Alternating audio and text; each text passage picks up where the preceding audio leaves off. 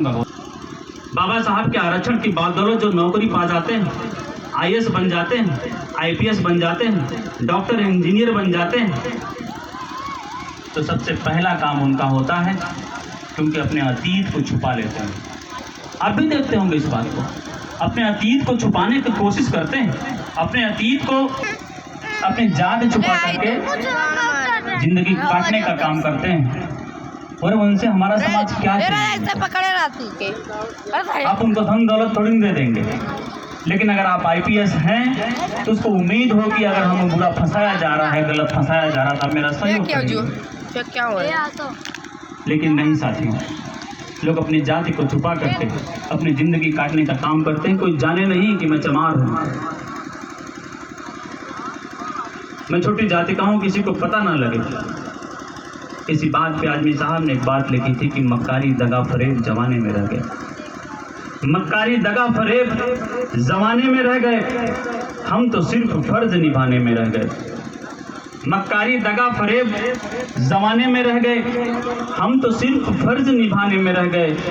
वही आकर घर मेरा जला, तो डर लगता है कि मैं नौकरी में हूँ, मेरा ट्रांसफर हो जाएगा, मुझे परेशान किया जाएगा, ये जान लेंगे कि ये छोटी जात के तो मुझे कहीं दूर भेज दिया जाएगा। बहुत सारी चीज़ों से वो डरते हैं, लेकिन साथियों इस डर को निकालना है।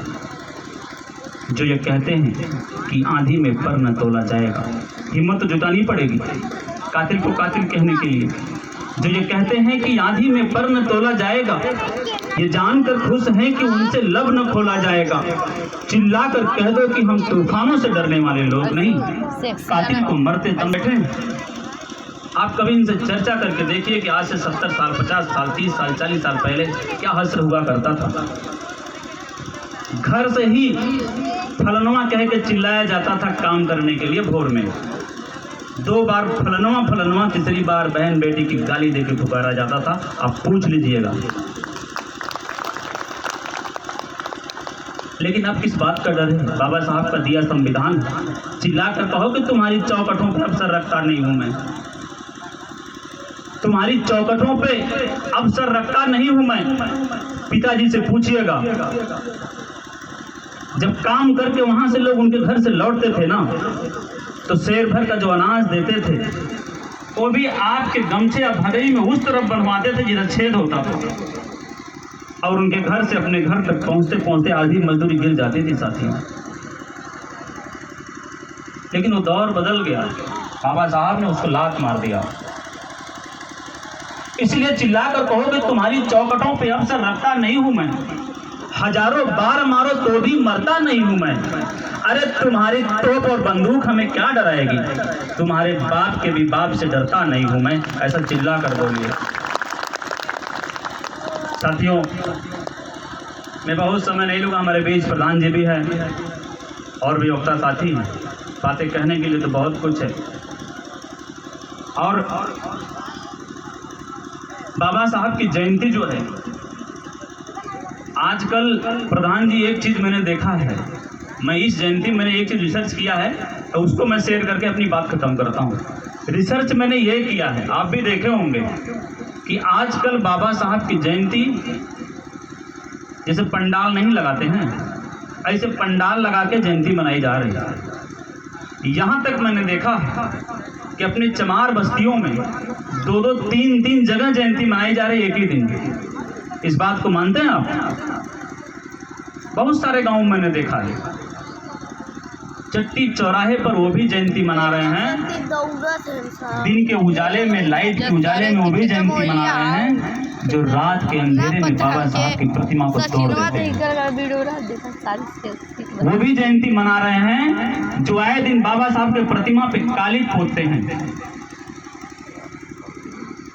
तो साथियों, ऐसे जयंती मनाने वालों से सतर्क रहने की जरूरत है। मैं इसलिए कह रहा हूं कि ये लोग चाह रहे हैं कि बाबा साहब को, उनकी सिर्फ और सिर्फ बाबा साहब के संघर्षों को पढ़ने समझने की जरूरत है, उनके बताए गए विचारों पर चलने की जरूरत है। मत लगाइए आप जयंती। जयंती तो ये बहाना है, आपसे बात चर्चा पर चर्चा करने का एक तौर तरीका है। हमारे जो संगीत कलाकार भाई यहाँ बाजा और अपने गीत के माध्यम से बताते हैं, एक सब जरिया है आपस में चर्चा करने का, बाबा साहब के संघर्षों को बयां करने का। इसलिए मैं इस बात को कहता हूँ कि जो नकली मुखौटे लगा के बाबा साहब की जयंती मनाते हैं, इनसे सतर्क रहिए।